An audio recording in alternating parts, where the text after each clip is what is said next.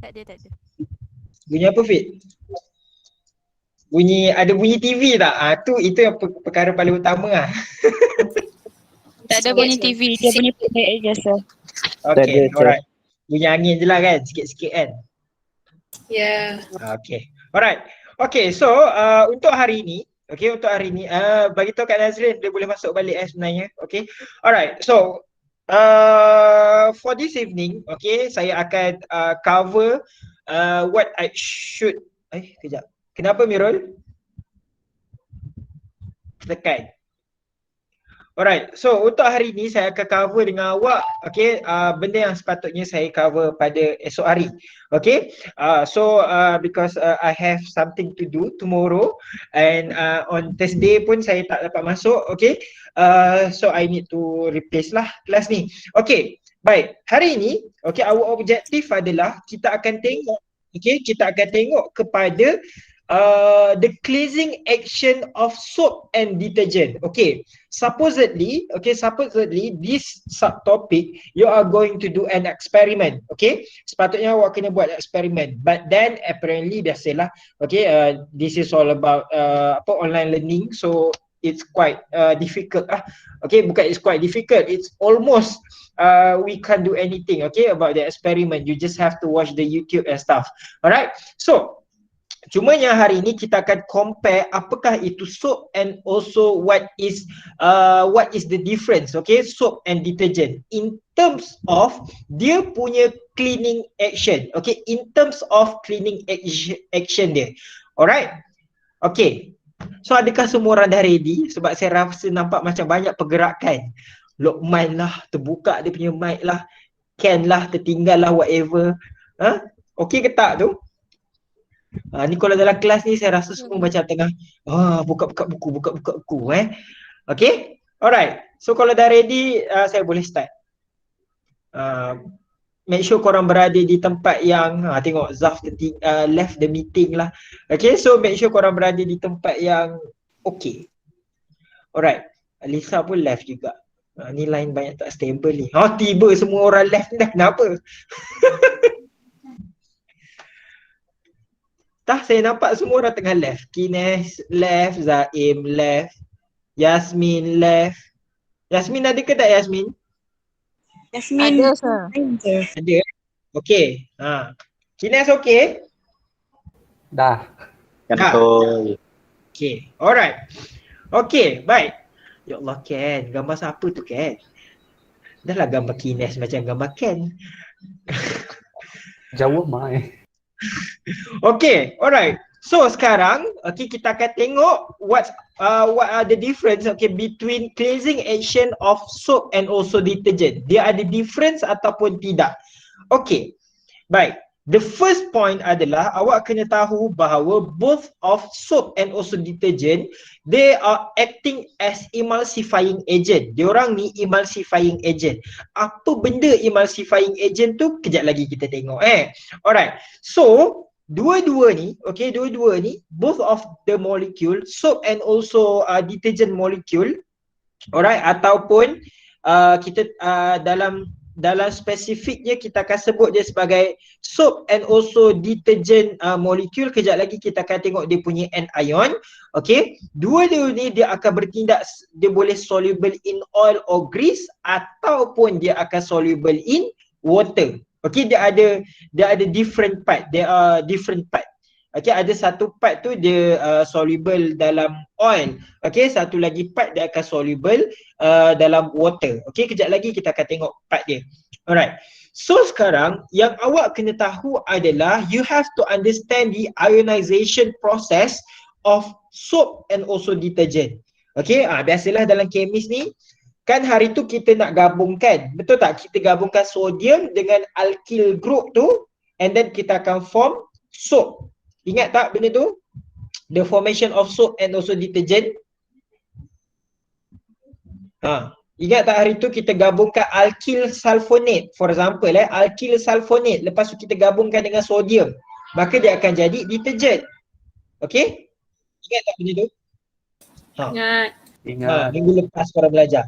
Okay, so sekarang bila dia dah bergabung, dah elok, Mamat tu jadi soap, dah lepas tu kau nak pisahkan dia pula, kan? Okay, so sekarang the process is what we call as ionization. Okay, biasalah dah mula-mula single, lepas tu kahwin, lepas tu cerai. Kan? Biasalah kemis macam tu. Okay, so sekarang, okay, bila mana soap, okay, is dissolved in water, okay, soap is dissolved in water, dia akan jadi soap and ion dan juga sodium ion. Okay, and the same thing goes to detergent. Okay, bila mana detergent, the dissolve in water, okay, dia akan jadi detergent and ion and also sodium ion. Macam mana bentuk detergent and ion tu, kejap lagi kita akan tengok. Okay, kita akan tengok kejap lagi.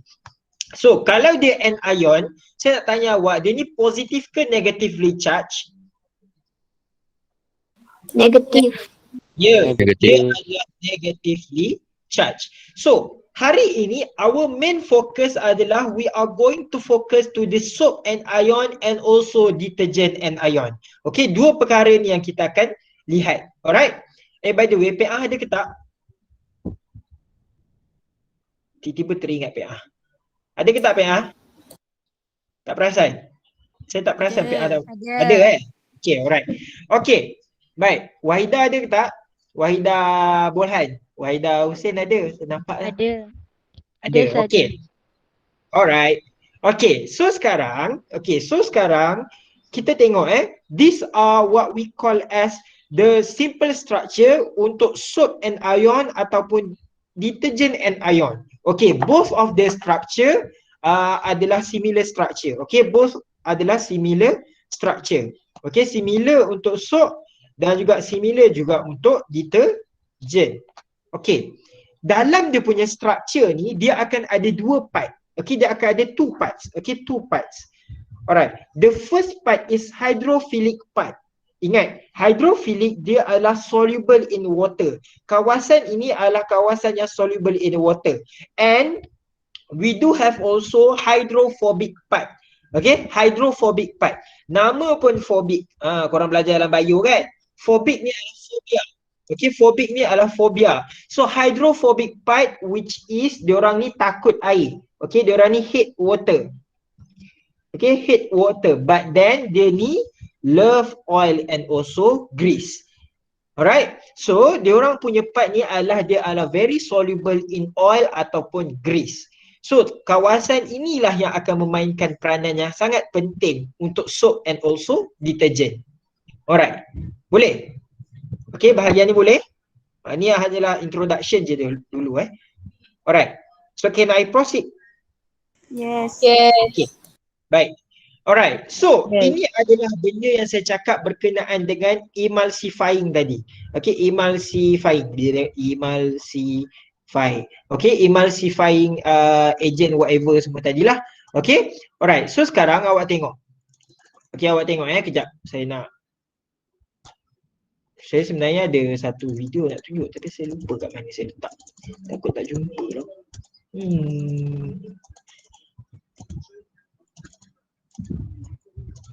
Okay, kan tadi saya cakap dia soap and also detergent ni dia bertindak sebagai emulsifying agent. Okay, so the first one kita tengok kalau ada oil dan juga kalau ada water, okay, kalau ada oil and also water, alright, dia akan separation of layer. Kan, dia akan ada separation of layer. Alright. So sekarang kalau kita masukkan, okay, kalau kita masukkan soap ataupun detergent into that kind of solution, okay, what would happen is that there would be no two layer of oil and also water. So dari segi inilah yang mana soap and also detergent ni, alright, will act as emulsifying agent. Dia akan mencampurkan dua-dua tu dahulu. Alright, so hari ini awak akan belajar macam mana okay, kegunaan soap and also detergent ni untuk menanggalkan kesan-kesan kotoran tu.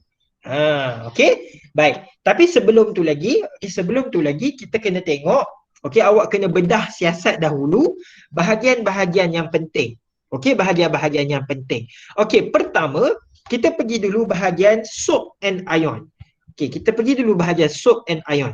Awak kena ingat, hari tu untuk soap kita akan ada kawasan C double bond O lepas tu O. Kan? Ini kawasan ni. Okey, kawasan ni. Kawasan ni. Ni diterjemahkan macam ni lah. Okey, C double bond O O. Alright. So kat sini adalah R. Okey, kat situ adalah R. Kejap Okey. So kawasan hydrophobic part ni, ini adalah kawasan R sebenarnya. Okey, ini adalah kawasan R. So hydrophobic part ni dia soluble ke tak in water? Hydrophobic part dia soluble ke tak in water? Tak. Dia okey, kawasan ni dia not soluble in water. Okay, but then kawasan ni dia akan soluble in oil ataupun grease. Okay, baik. Next adalah kawasan detergent and ion. Okay, untuk detergent and ion, okay, untuk detergent and ion kita tengok kawasan hydrophilic part dia adalah sulfate punya kawasan. Okay, sulfate punya kawasan. Alright. Manakala kawasan hydrophobic juga adalah kawasan yang sama, iaitu kawasan untuk R. Okay, itu tidak menjadi masalah. Okay, faham tak kenapa dia adalah anion? Tahu kan sebab ni? The presence of negative charge. Okay, the presence of negative charge. Okay, alright, sekarang ni dia dah berpecah. So sekarang ni adalah soap and ion. Lagi satu adalah Na+. Na plus ni dah tak ada guna lah. Okay, dalam cleansing action, Na plus awak ni dah tak ada guna. Na plus ke potassium ke itu semua dah tak ada guna. Okay, kita dah takkan sebut dah bila mana part cleansing action ni. Alright. Okay, so sekarang okay, kita akan tengok satu-satu berkaitan dengan cleansing action. Ni macam belajar bio sikit lah. Okay, ni macam belajar bio sikit. Okay, cumanya awak kena faham dan juga awak kena understand. Benda ni saya hanya boleh cerita je, but at the end of the day awak juga yang kena tahu. Alright? Okay. So sekarang, okay, kita tengok cleansing action. First kali adalah kita ada water. Okay, kita akan ada water. Of course.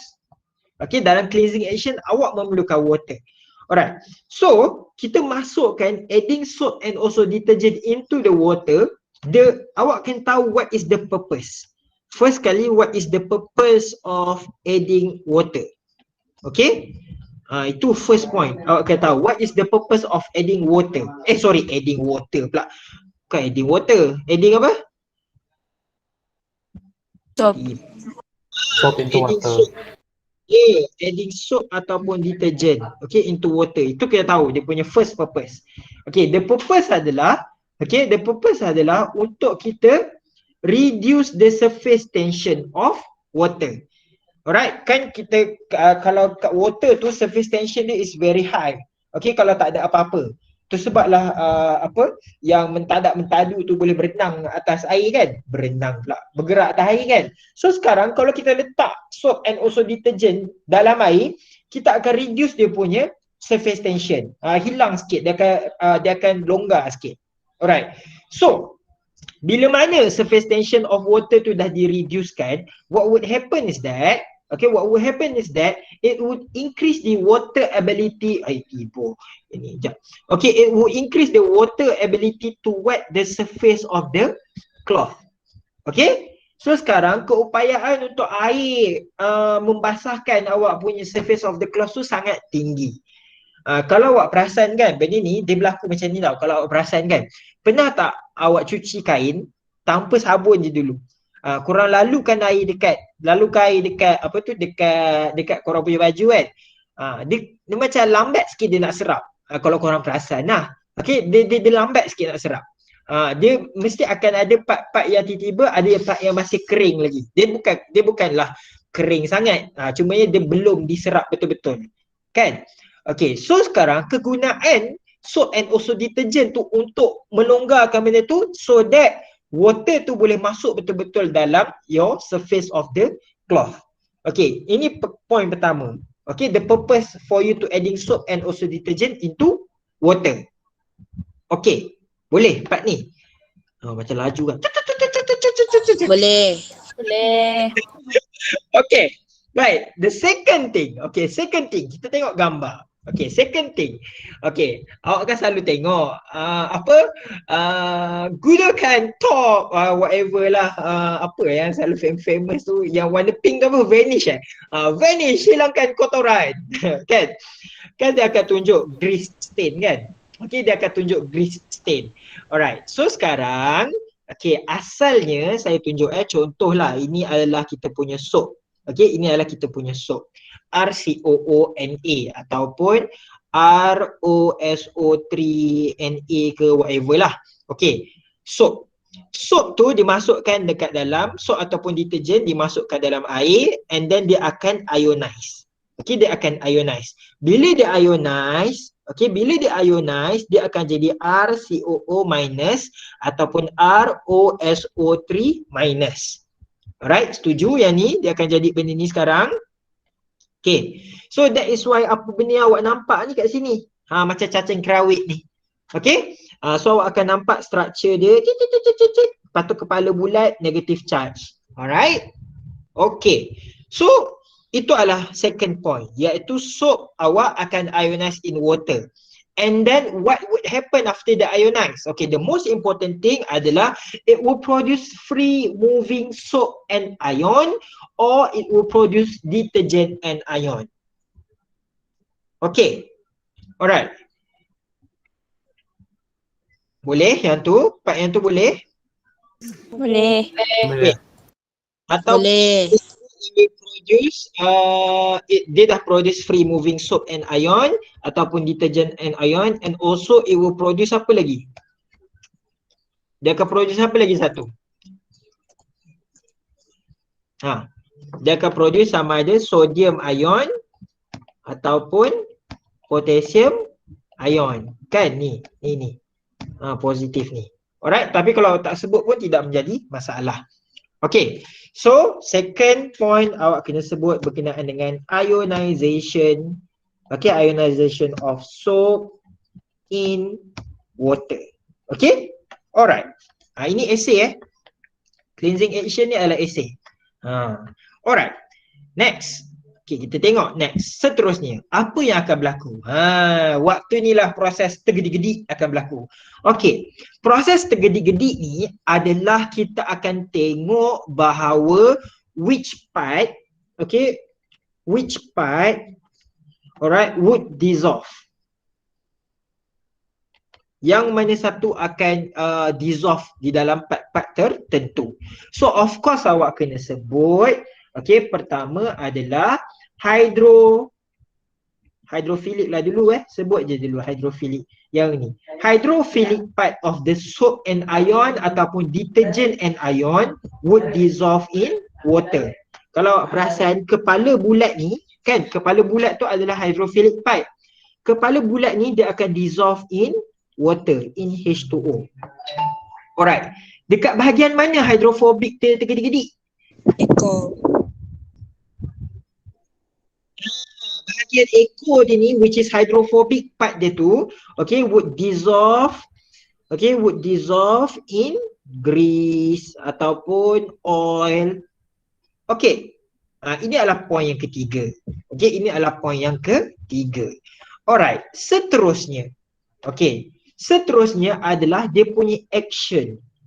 Poin yang keempat adalah dia punya action. Apa tugasan hydrophobic dan juga hydrophilic tu nanti? Alright. The movement of water waktu scrubbing and also agitation. Agitation ni adalah movement, pergerakan tu. Pergerakan waktu kita nak scrub. Air tu bergerak kan. Kalau dalam mesin basuh tu air tu bergerak. Kan. So movement tu menyebabkan grease ni are being pulled away from the surface of the cloth. Sebab apa? Ni kawasan-kawasan negative charge ni. Kan diorang ni soluble in water, betul tak? So diorang tarik. Dia akan tarik grease. It will cause the grease to pull away from the surface of the cloth. Alright. So action dekat sini. Action dekat sini. Now sekarang kita akan tengok pula okey, kita akan tengok pula apa keadaan yang sedang berlaku. Okey, apa keadaan yang sedang berlaku. The hydrophilic part of the soap and ion ataupun detergent and ion, okay, will surround the grease. Okay, hydrophilic part tu, dia akan surround the grease. Sekeliling dia ni ada negative charge tak? Ya, memang akan ada sekeliling dia ni negative charge. Okay, kawasan dalam grease tu dia akan ditanamkan dengan hydrophobic part. Alright, so ini akan menyebabkan the grease floating, okay, to the surface of water. Okay, dia akan menyebabkan the grease to float to the surface of water. Okay, now sekarang ni adalah kita nak tengok surrounding. Okay, ini surrounding. Okay, ini adalah surrounding. Okay, persekitaran. Okay, surrounding of grease ataupun oil. Kalau awak perasan sekarang, okay, soap and also detergent ni, saya ingat aku tulis okay, soap and also detergent ni, saya tak apalah saya tulis, saya ingat sebab iPad saya pun saya ingat. Okay, soap and also detergent ni, dia akan act banyak dekat act to oil and also grease. Dia dah ada orang yang dia nak target, kan? Dia tak target dekat water, okay, tapi dia akan target dekat bahagian oil and also grease. Okay, alright. Sekarang bila mana dia dah target bahagian oil and also grease tu, what will happen is that bila dia dah keliling tadi grease tu kan, so sekarang diorang ni ada keupayaan, okay, dia ada keupayaan to break the grease into smaller droplet. Okay, dia akan break into smaller droplet. So sekarang ni smaller droplet, bila dia dah jadi smaller droplet, awak kena ingat bahawa diorang ni takkan berjumpa sekali lagi. Okay, they will not reattach to the surface of the cloth. Sebab apa? Due to the repulsion of negative charge of hydrophilic part on the surface of the grease. Dia akan ada repulsion. Negatif lagi. Negatif. Tak boleh jumpa. Okay, dia tak boleh berjumpa. Dia pantang berjumpa. Dia pantang berjumpa. So at the end of the day, droplets, okay, droplet ni dia akan suspended in water, then dia akan forming an emulsion. Okay, dia akan bercampur lah sekali dengan soap and also water tersebut, dia akan form emulsion. Okay, macam mana kita nak buang dia? Macam mana kita nak buang oil and also grease ni? Cara untuk dia buang adalah by rinsing. Bilas. Kita akan bilas dia. Bilas dengan air, and then dia akan cause the surface of the cloth to become clean lah, of course lah. Kan? Alright, so faham tak guys tu? Faham. Kan, satu-satu. Okay, satu-satu. Okay, kita tengok balik. First, kita tengok kepada dia punya purpose. Kenapa purpose awak adding soap? Okay, purpose adding soap. Second, kita akan tengok ke macam mana, apa tindak balas, okay, dia punya action, action, dia punya ionization. Okay, ionization. Ini ingatlah dia punya equation. Okay, yang ketiga barulah action. Okay, yang keempat further action. Okay, further action yang dia akan sekeliling benda tu kan. Okay, dia akan sekeliling the grease. Alright, yang kelima adalah kita nak cut. Okay, dia akan into smaller droplet. Alright, lepas tu dia akan emulsify. Okay, emulsify and then dia akan rinsing. Okay, dia akan keluar melalui rinsing with water. Okay, right. Alright. Ini memang kena kena satu-satulah. Okey, kena satu-satu. Awak kena tengok balik, slow-slow, hafal sikit-sikit, and then baru boleh catch up. Okey, saya rasa benda ni dia clear. Okey, cumanya awak kalau saya tanya sekarang susahlah untuk awak hafal kan. Dia akan ambil masa sikit. Okey, dia akan ambil masa sikit. Masa yang paling terbaik adalah masa yang paling terbaik adalah bila yang korang akan faham benda ni? Sebelum exam. Tanda. Sebelum exam. Yelah tu. 10 markah. Apa? Nora bagi 5 bintang. Whatever. Okay? Alright. Okay. So sekarang kita akan tengok pula dia punya in terms of effectiveness. Okay? Effectiveness. Alright. Okay. Kalau sebelum ni, dekat dalam soap, okay, benda yang paling penting kita kena ada dalam soap adalah sodium, Na ataupun potassium. Okay, Na plus atau K plus. Right, barulah dia akan form soap. Alright. Sekarang, bila mana dia dah jadi soap and ion, okay, bila mana dia dah jadi soap and ion, lepas tu, okay, tiba-tiba, okay, tiba-tiba dia jumpa dengan kalsium ion ataupun magnesium ion. Kalau dalam air tu, if there is a presence of calcium cation ataupun magnesium ion, calcium ion ataupun magnesium ion, then dia akan menyebabkan action tu akan jadi reduce. Okay? So apa benda air yang akan ada kandungan kalsium ataupun magnesium? Okey, ini adalah soalan 2020. SPM 2020. Yang dia kata dia basuh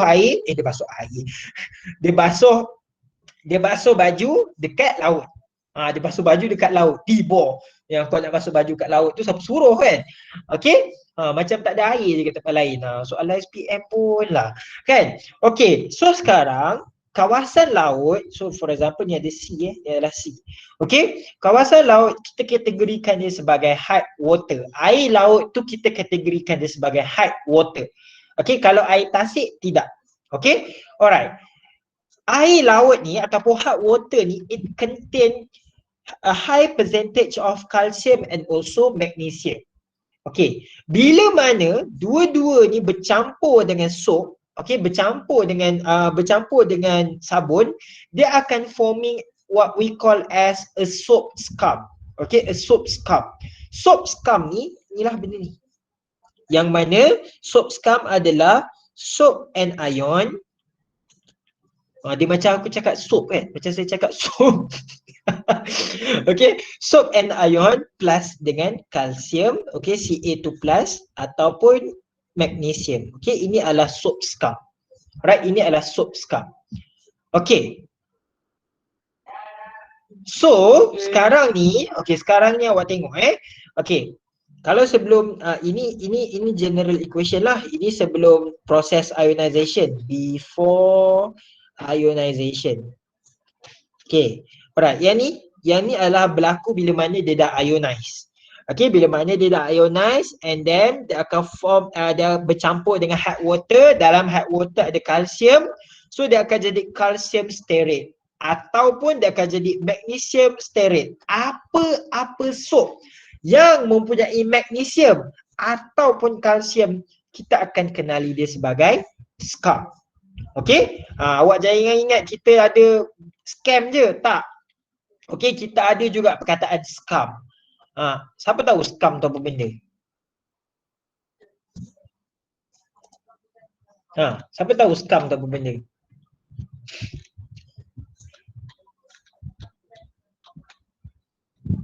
Tahu tak? Kotoran. Okey. Dia macam, dia boleh dikatakan kotoran. Okey, ataupun kalau korang pergi dekat bilik mandi kan, ada perasan tak dia macam dia putih-putih. Dia kalau dalam kalau saya suka ibaratkan scum tu macam tahi gigi.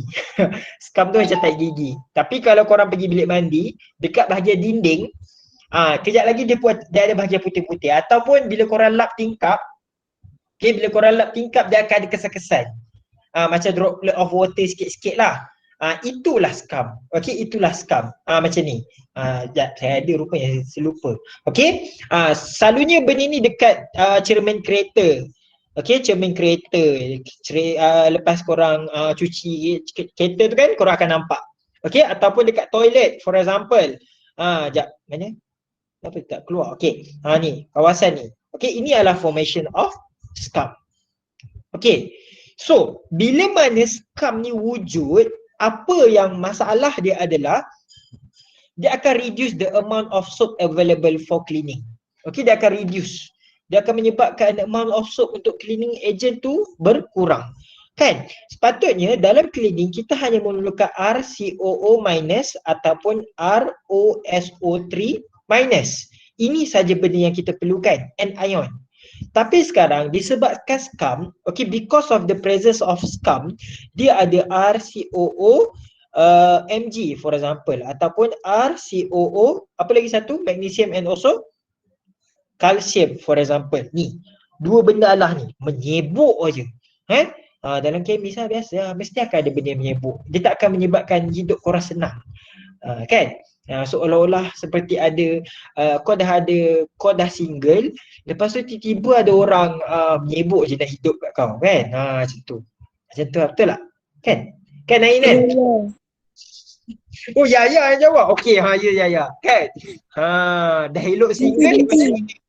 Apa dia? Dengki. Dah elok-elok single, lepas tu ada orang nak. Bukan dengki, ada orang nak, lepas awak tak nak. Macam tu lah. Kan? Dia macam, whatever lah, apa-apalah. Okay. Alright. Okay, so ini akan menyebabkan scum ni adalah sesuatu benda yang susah untuk kita buang. Okay, kita susah nak buang dia. So, it does not rinse away easily. Okay, what would happen is that, kalau kita cuci baju, ni, dia akan menyebabkan stain. Selalunya baju apa yang awak nampak warna yellow ni? Putih. Baju putih. Okay, baju putih. Lagi-lagi dekat bahagian armpit. Ketiak. Ya, okay. Sebab apa? Kawasan armpit awak tu banyak ni sebenarnya. Lagi-lagi bila kita letak deodorant dan sebagainya. Okay, tu ada another factor lah pula. Alright. So kadang-kadang juga it will attach in the bathtub, sink. Ni paling banyak kat sini sebenarnya, sink. Okay, sink dan juga washing machine. Itu sebab washing machine awak kena sentiasa dicuci. Okay. So, dia punya kesimpulan, adakah air kita ni completely bukan hard water sebenarnya?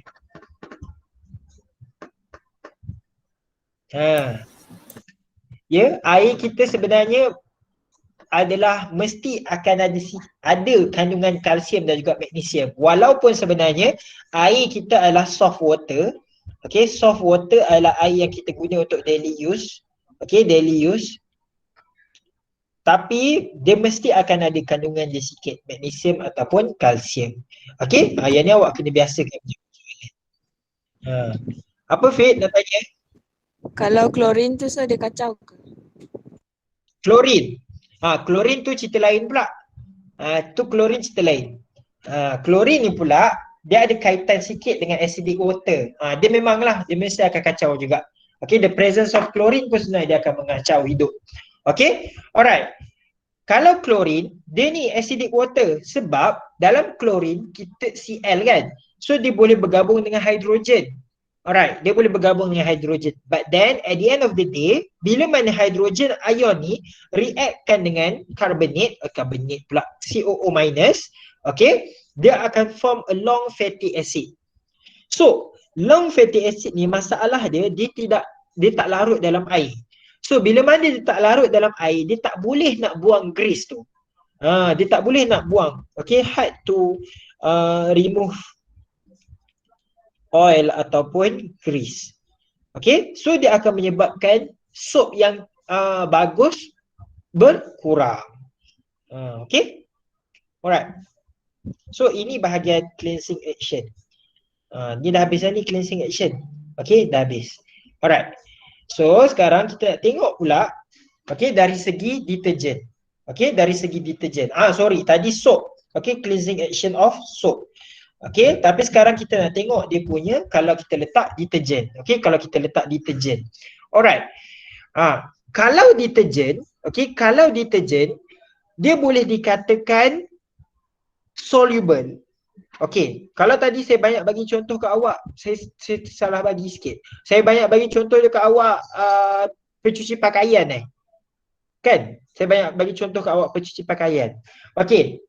Okay, sebenarnya, okay, dari segi teori, okay, dari segi teori, dari segi teori, kalau kita guna deterjen, okey, kalau kita guna deterjen, dia adalah soluble substance.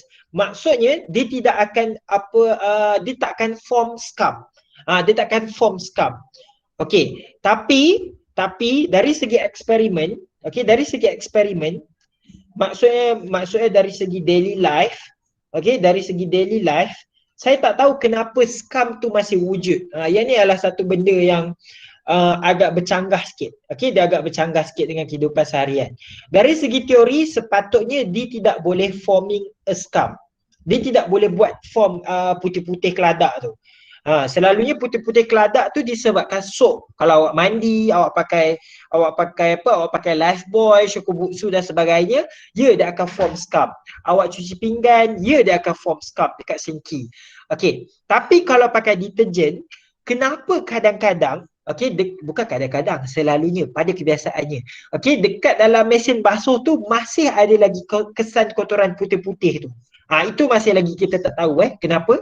Okey, cumanya dari segi teori, okey, dari segi teori, in terms of teori, okey, there would not be a formation of scum. Okey, scum will not form untuk deterjen. Okey, untuk deterjen. Alright. Sebab apa? Kawasan ni, OSOCA ni, ini adalah what we call as soluble in water. Okey? Dia akan form a substance which is soluble. Okay, soluble substance. Bila mana dia adalah soluble, maka dia tidak akan form any precipitate. Okay, sepatutnya lah. Okay, sepatutnya. Okay, secara theoretically, whatever. Okay, alright, theoreticalnya. Okay, itu dia akan soluble in water untuk deterjen. Alright. Now, sekarang kita akan tengok.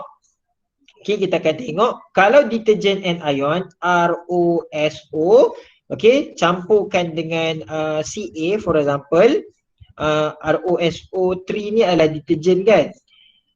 Okay, saya tadi ni saya salah bagi ni, bukan ni. Okay, alright. Kalau ROSO3 ni, okay, campurkan dengan, kadang-kadang bila saya laju ni saya terbabas sikit.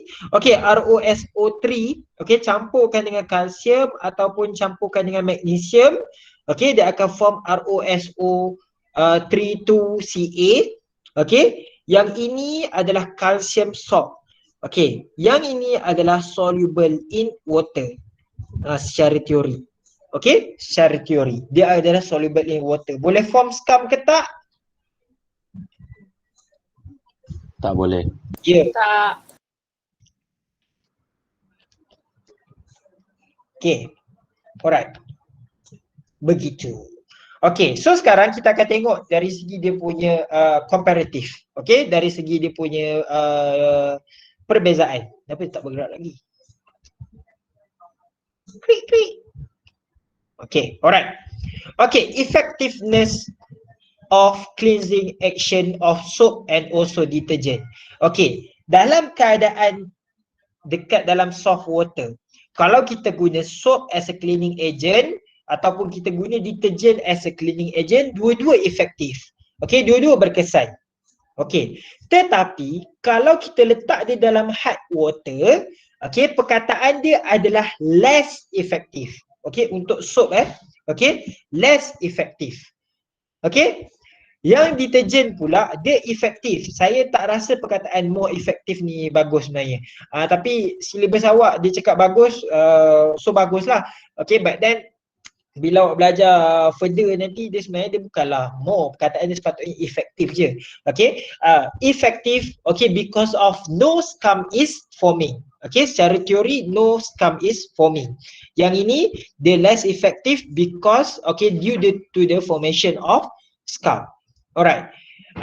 Kalau soap pula, okay, untuk soap dalam acidic water, ini benda baru acidic water ni sebenarnya, okay, it is not effective.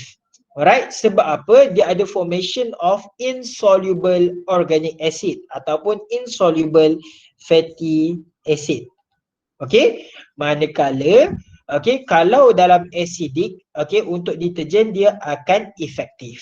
Okay, sebab apa? Organic acid ni adalah organic acid yang soluble in water. Okay. Baik. Alright. So ini adalah sekejap, ambillah screenshot ni dulu. Sekejap ni. Okay. Alright, tak apa, nanti saya akan bagi juga slide ni. Okay. Alright. So sekarang kita akan tengok pula apa eksperimen dia sebenarnya. Okay, apa eksperimen dia sebenarnya. Okay, eksperimen dia macam ni. Okay, is soap more effective than detergent in hot water? Apa yang awak akan buat adalah kita akan letak kain. Okay, kain ni dah ada oil stain. Okay, dua-dua kain ni akan ada oil stain. Okay, satu kita akan rendam dia dekat dalam hot water. Okay, apa example of hot water?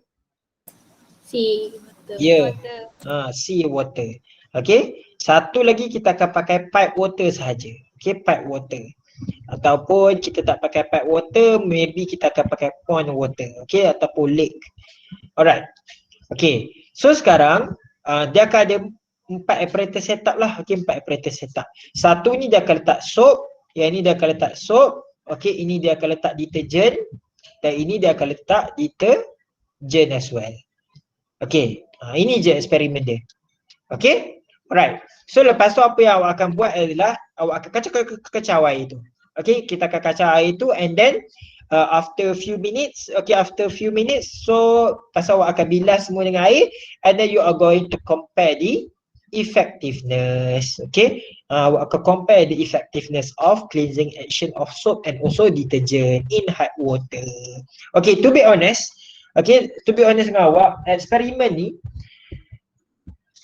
saya rasa batch Ayung tak sempat buat eksperimen ni. Batch Arik pun tak sempat buat eksperimen ni. Okay, batch korang pun sama lah kot.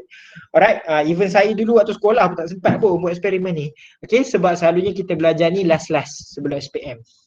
Okay, tapi awak belajar ni awal. Alright, okay, tapi kita tengoklah macam mana nanti sama ada sekolah buka ataupun tak. Awak rasa buka ke tak? Buka. Tak. Buka. Buka. Saya tak rasa buka. Saya tak rasa buka. Memanglah semua orang mengharapkan buka. Okay, tapi rasanya tak buka ni. Okay? Okay, alright. So sekarang, last but not least. Ini adalah what we call as additive. Okay, dah nak habis dah. Okay, this is what we call as additive. Additive ni adalah apa additif, bahan tambahan ataupun pengawet ke whatever lah. Okay, alright, additif kita akan letakkan dia untuk buat satu specific thing ataupun specific function. Alright, for example, saya yakin dan percaya bahawa most of the detergent would have this one, biological enzyme.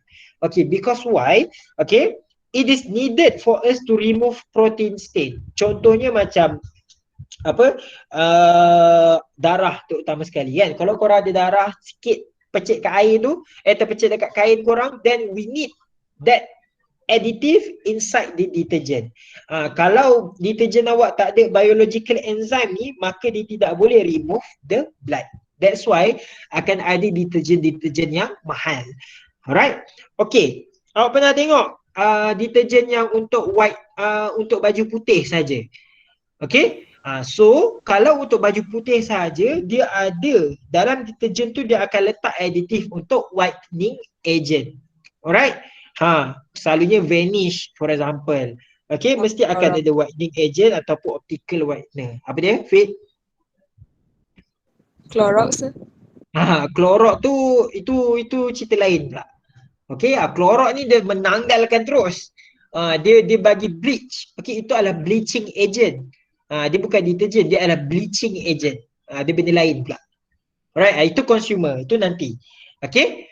Alright, by the way, Shimai ada ke tak malam ni? Kan? Ada, cikgu. Oh, ada Okay, tiba-tiba rasa macam online macam Shimai ni wujud ke tak kan? Mak Larry ada ke tak? 67 tolak 2, 65. Ada, okay, alright. 65, siapa yang tak ada 67 agak-agak nantilah korang tengok kan.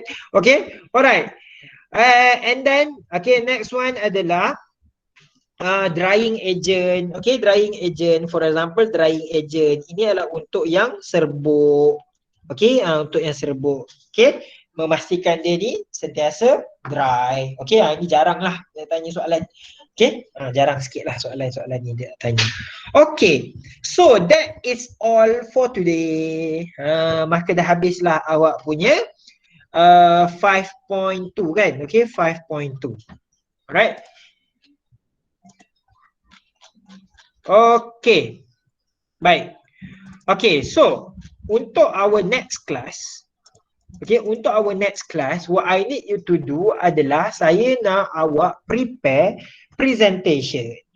Okay, prepare presentation. Yang ini, presentation ni saya akan bagi masa awak hari Khamis tu nantilah. Okay, ke hari Khamis saya tak masuk kan? Hari Jumaat pun, hari Jumaat saya dengar kelas apa? Saya lupa. C eh? C eh? Okay. Kelas C saya buat lah. Boleh tak kelas C saya buat? Saya buat presentation. Awak buat presentation. Maksudnya awak prepare dalam 3 hari ni. Hari ni hari apa? Isnin. Selasa, Rabu, Khamis. 3 hari. Boleh tak? Okey. Untuk kelas E dengan kelas D, kita buat kelas hari Jumaat juga. Pukul 11.30. Okey? By the way saya tanya, Yamus. Korang pergi sembang Jumaat ke tak? Minggu ni? Pergi. Ada tak yang tak pergi? Ada tak yang tak dapat pergi? Yang tak dapat pergi. Sebab kan sekarang 50 orang je. Ke kampung orang tak ikut? Jap, Fahmi, pergi tak dekat Sarike? Saya tak rasa Fahmi pergi. Tak. Kalau sempat awal pergi. Kalau sempat awal. Oh, minggu lepas pergi? Kalau minggu lepas tak sempat. Okay. Alright. Okay, tak apalah, ada beberapa yang dapat, ada beberapa yang tak kan. Okay. Okay, baik. Alright. So, presentation ni saya akan bagi Saya akan bagi tugasan lah. Itu nantilah dalam WhatsApp nanti. Okay, so awak akan present 5.3 which is food additive. Okay, food additive, bahan pengawet ni. Alright. And then food additive ni bahan-bahan tambahan dekat dalam makanan. Lepas tu lagi satu presentation adalah on medicine and also cosmetic. Okay, medicine and also cosmetic. Medicine and also cosmetic ni saya nak bagi tumpuan sikit. Okay, sebab dia ni special. Okay, dia ada kaitan dengan apa yang sedang berlaku dalam kehidupan seharian kita. Okay, kita tengah bertarung dengan, awak rasa apa yang kita tengah bertarung sekarang ni? Pandemic. Ya, memang kita tengah bertarung dengan virus, tapi dalam masa yang sama juga kita tengah bertarung dengan siapa? Nafsu. Kerajaan. Nafsu. Bukan, tak ada maknanya nafsu. Plastik. Israel. T-boy Israel. Kita sedang bertarung dengan golongan-golongan anti-vaksin. Okay, korang pun sama. Korang ni sebagai seorang yang yang ada ilmu pengetahuan yang banyak, okay, maka korang patut memberikan korang punya ilmu kepada orang-orang yang tak tahu. Contohnya orang-orang tua yang takut vaksin, dia cakap apa? Korang tahu tak cerita ni? Pasal anti vaksin ni? Tahu. Korang mesti kena tahu yang pasal cengkeh. Tahu tak cerita Mak Teh tu? Facebook banyak sir. Facebook banyak kan. Golongan anti vaksin ni perlu dibuang bahaya orang-orang macam ni. Okey? Kalau makcik-makcik korang tak nak terima vaksin ke, waktu ni lah korang menggunakan kepakaran untuk kelakar kita panggil, apa yang korang panggil tu? Tetak.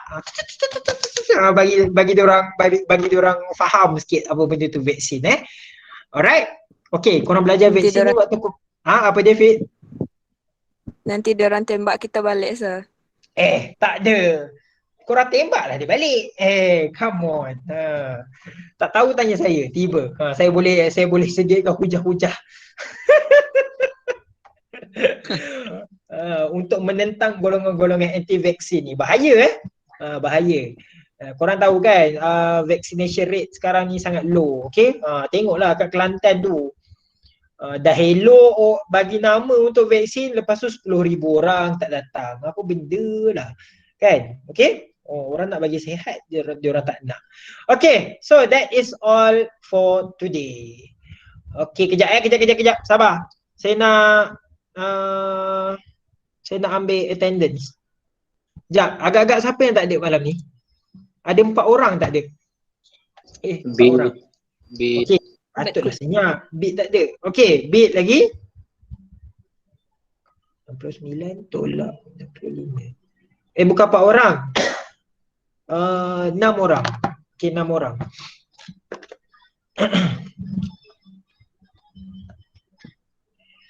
No, saya nak check.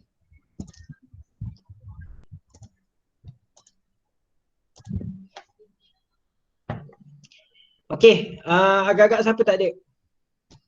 Agak-agak apa dia, Zik? Kalung ada je kan? Ada sir, ada. Ada. Kalung tadi kata tak stable kan? Nazrin ada malam ni? Entahlah, saya tak dapat cam lah. Umeh sir. Umeh. Ada sir, Nazrin ada sir. Ada. Ya, saya tahu Nazrin ada. Saya cakap ada. Macam kat sampan. Bit sir. Bit, Umeh, lagi Emerton. Oh ya, Emerton. Lagi? Zaim ada Zaim? Zaim ada. Ada. Hai. Hai. Apalah Zaim. Okay. Siapa lagi tak ada? Agak-agak tolong check jap korang. Saloman, check lah awak punya kawan ni. Kelas E siapa tak ada? Kelas E, kelas A siapa tak ada?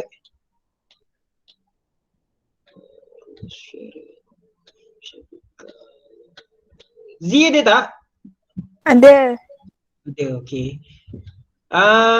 Syah? Ada. Tasha? Tasha ada, okey. Vivi? Vivi ada. Okey. Bar. Bar. Oh, Bar. Oh, Bar ada. Okey, Bar ada. Hai, Una, happy birthday. Thank you. Okey. Alright. Okey, tak apalah. Okey, saya baru dah screenshot. Apa dia? Ada birthday Bang In. Tak payah, suruh orang separuh je. Okey? Okay, alright. Okay, that's all for today. Thank you, class. Hello. Thank you sir.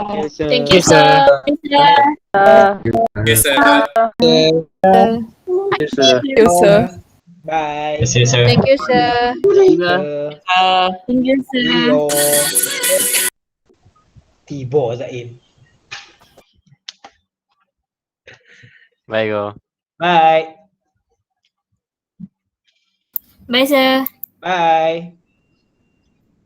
Sir. Ui. Kenapa? Alisa ni line tak stable